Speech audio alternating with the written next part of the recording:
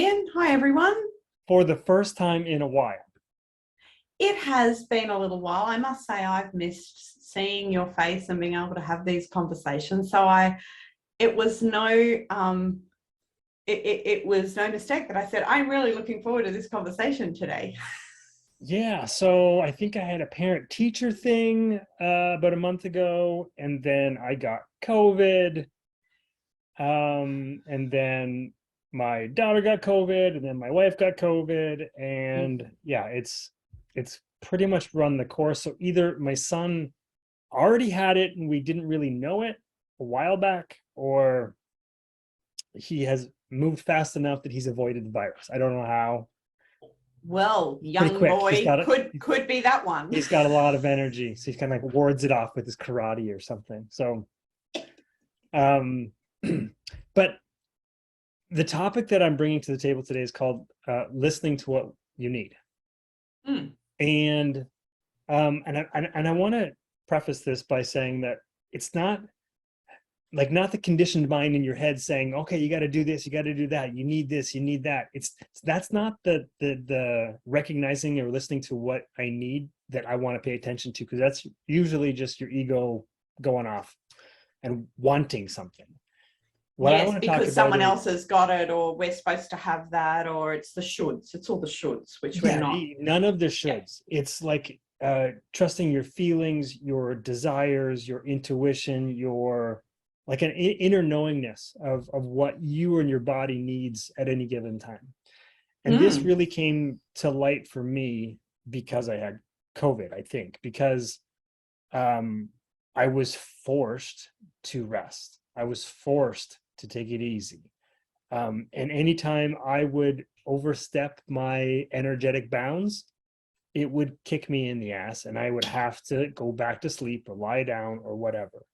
And I have to admit, it was probably, it was only 4 or 5 days, but it was like the most uncomfortable 4 or 5 days that I think I've ever experienced. And you told me, Yeah, you well. said, if you know, you'll know when you got it because it's different than everything else you've experienced. And it's true.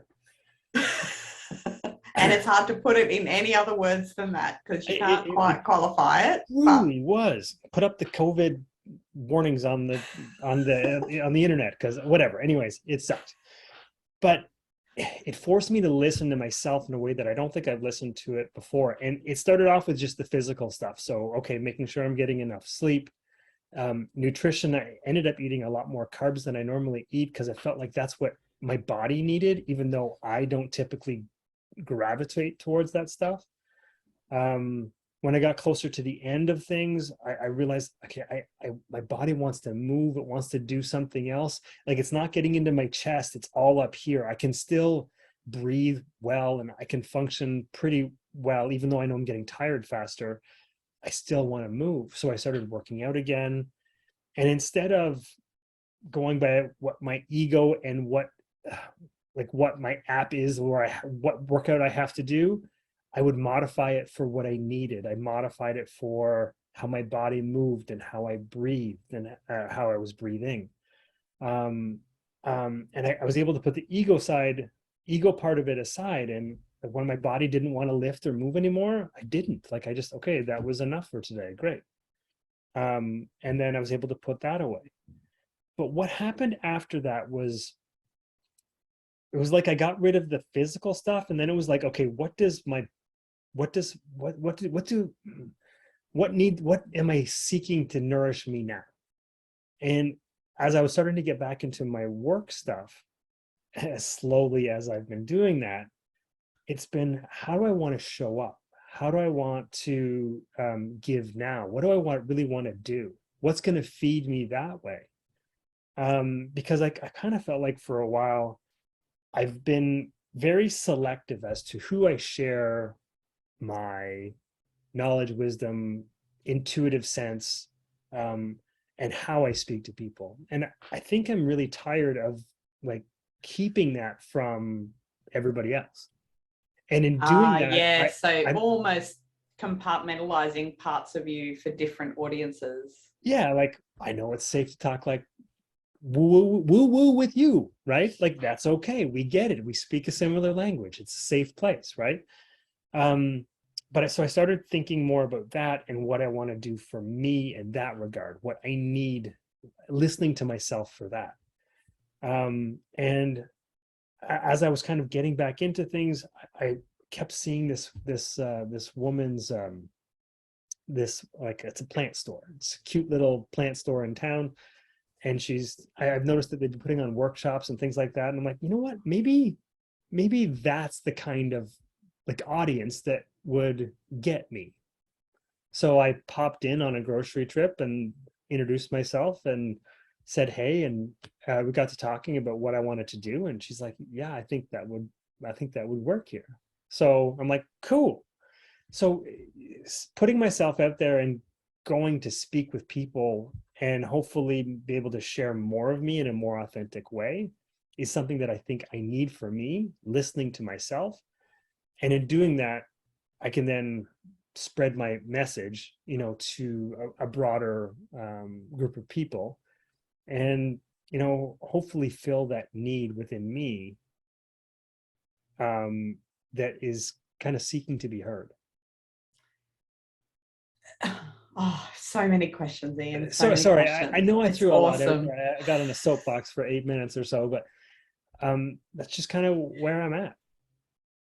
Yeah. So I want to ask, I kind of want to rewind a little bit and ask you, what did you do to move the ego aside? Because I think that's something that people just generally, we don't even recognize that it's ego, for one thing. And sure, when you and I talk about that, we know exactly what that is. But what is it that you do to first recognize that the ego might be getting in the way? And second, how did you actually pick it up and put it aside? Because even though I know what that is, in those times, it can be difficult to pick it up and move it. I think they'd be two really cool questions to have some insight on. If I don't answer one of them, just come back to it, okay? Okay. Not because I'm trying to avoid it, because they've kind of, in my mind, they've kind of coalesced into the same thing. So I this is going to sound weird, but I think COVID was a springboard for this. It's sounding like it, Because yeah. there was for 4 days, I'm like, maybe I should just die right now. Like, this feels as miserable. Like, kill me or get it over with. Like, pick a direction, because I don't want to be here anymore. And part of me was like, okay, if I'm going to keep kicking around here, how do I want to show up? Because the way that I've been showing up has been like a half-ass version of me. And I'm tired of being in that half-ass place, because it's stressful trying to figure out who I can say stuff to and who I can't say stuff to. Where can I be authentically me, and where do I have to hide that in some variety? And just posting on social media is like, you know what? Certain people are going to see this and they're going to think weird thoughts. Okay, great. So part of it is me recognizing that I'm still blocking myself by the judgments of others. Yeah, that's very key. And that's my ego protecting me. 100%. So if I really want to be successful in what I'm choosing to do, I have to show up as that authentic version, so that other people can see that and they can then know, oh, he does X and he's good at Y, and that's what I want or need or whatever.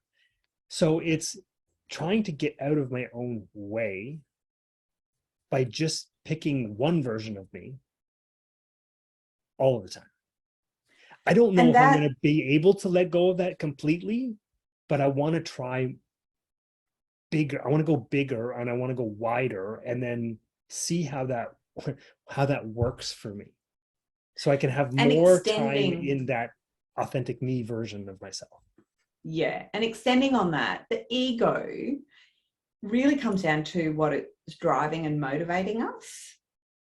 And so what I'm hearing is that you've had a reset about what motivates you. So it's less about what other people are going to think, and it's more about being genuine.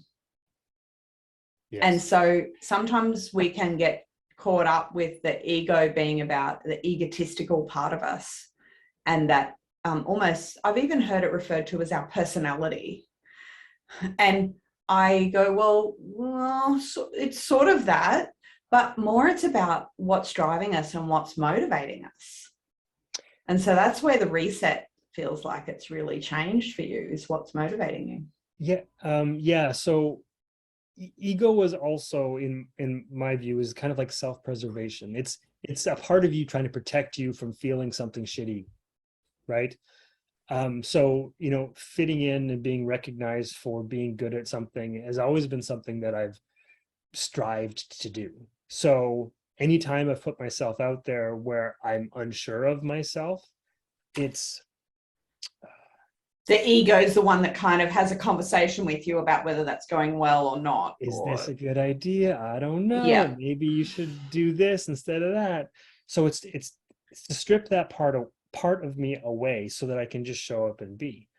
And because obviously the version of me that is kind of half-assing it is not, and I'm being kind of joking with myself when I say that, right? But that version of me has not worked in business.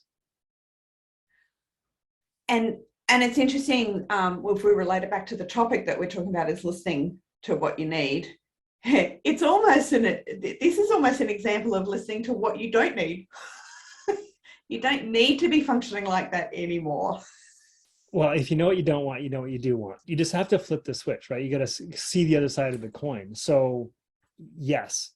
And I think the desire was from within, saying you've got to show up in this way, and you have to let go of the other part of you, because it's not serving you anymore, at least not the way that you were hoping or wanting it to work out for you, right? So yeah, I'm just doing my best at the moment of trying to put myself out there and maybe it is kind of an artificial bubble where I'm like, okay, maybe they'll get me, like I can advertise freely with this person and then maybe get exposed to different people. So maybe it is kind of like an artificial bubble for myself, but it's another step into being myself more often than not. totally. And I actually would question whether it's an artificial bubble. I don't think it is. I think it just becomes a stepping stone. Even if, I know that what I did 13 years ago, it looks nothing like what I look like now or show up as now. But if I didn't take that step, I wouldn't be here now. Yeah. So it's less about being artificial. And I think it's just literally the next step. Even if in 3 years' time, that's not what it looks like. It's still the step to get you to what it will look like. The other thing that was going on in my head was, the concept for what I wanted to do, I've been thinking about for years and years and years, like wanting to do it this way. And then I'm like, well, do it. So that's what I pitched. And she's like, yes, I think I could use that. I think other people here could use that, blah, blah, blah, blah. So there's a reason why those thoughts are still kicking around years later, because there's merit to them. There's value there. There's it's kind of like you crying out to like be heard, but like your real self wanting to be heard. Yes, going, come on, are you paying attention yet? Okay, no, not quite yet. All right, what's the safer version of that I can pull off? Yeah. But those haven't worked. Not the way that I've wanted them to work. And I'm not even super worried about what the result of this will be. It's just by stepping into myself more completely, more fully, I think that will shine through regardless. And the fruits will come from the seeds that I plant. It's just, this isn't be all and end all. It's a beginning, another beginning step towards me being myself as I'm becoming to know myself more completely. There's a little word salad. I think there was a word salad there. I'm not sure if I just said a bunch of stuff. Did that make sense? It does. I'm hearing what you're saying, and as you're talking about this, it's so funny because, as usual, I have had an event in my world. Can you relate? which kind of relates, and yet it's in a really different form. So, as some will have seen on Facebook, just a week ago, I posted that we are finally empty nesters. Now, that means that my 23-year-old has moved out completely. And the short of it is that my husband and I, we got together 30 years ago. We were 21 and 22. We moved in pretty quickly. We lived in a box of a house. Like, we had borrowed furniture, borrowed appliances, borrowed everything. I know it took us a while to have any money to buy anything for ourselves. That's 30 years ago. This catalyst of my daughter moving out and clearing her gear out, we've now had a chance to reset our relationship. And it seriously feels like we get to start the next 30 years. So there's a lot of assumption that this is a rite of passage for my daughter and it's her new beginning and she gets to start life now. And I think that's really valid. But we get to start life now. It does not mean that we're not still her parents. We will guide her. We will be there for her if she needs a cushion to fall. That's not a problem. She lives literally moved 5 minutes up the road. We're going to see her quite regularly. However, there's this space, not only in the house, I've got 3 empty rooms. There's also space in my husband and my relationship, and we get to define it in the way that we want to now, moving forward. And I don't think that 30 years we had the emotional or mental capacity to really know what that could look like. And now we do. So what does that look like? Oh, we're still at the beginning stages, so I don't quite know. Well, I think this is an interesting parallel because as I talk about in my journey, it's kind of like I'm waking up to different aspects of me and things that I want to share or things that I've learned that I want to share with other people. And as you go on and grow, you don't always take the time to take stock of where you've come to. Sorry, I'm having trouble speaking. I think COVID has messed with my mind a little bit. Okay, however, that's fine. In your relationship, it's kind of the same thing, especially when you've got kids involved. You can go big stretches of time before you kind of say, okay, what's going on? Where are we at? Where do we want to go? What do we want to do? What do we need now? And it's appearing in little small snippets. So literally, this hasn't even been a week. She moved out on Saturday. It's now Friday here. So it's not even a week, right? However, there are these magical moments of it could just be in my house, but I have a feeling that it would happen regularly in many relationships and households. You know, the kids would be doing their stuff, I'd be doing my stuff, then hubby would appear home, only because he just works away from home and I happen to work at home. But, you know, he would appear and suddenly there'd be this tension. We're like, oh, we're just trying to get this done. And okay, food's got to be done. Can you? And then everybody would be a bit antsy. And then eventually we get through all of that and we go, oh, sigh of relief. Okay. So that's sort of how our world worked a little. I'm generalizing, but, you know, there were moments of that. Where this week, that thing where there's that heightened anticipation doesn't exist. So I came in from my work just after he'd gotten home and yesterday, and I was like, oh, I was feeling a little bit hangry. I was just wanting to get food done. And he went, you know what, Chris, it's all right. I'm going to cook up this lovely meal. We're going to do that in about an hour. He was not impacted by me at all because there was space for us to breathe already because there wasn't as much going on. And so I'm taking note of those smaller moments because I think they're the things that we're going to build our relationship on.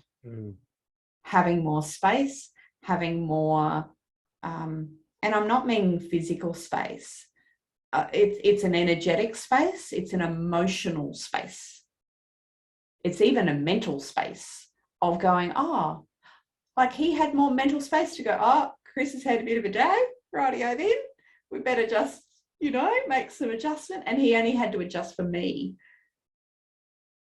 Right.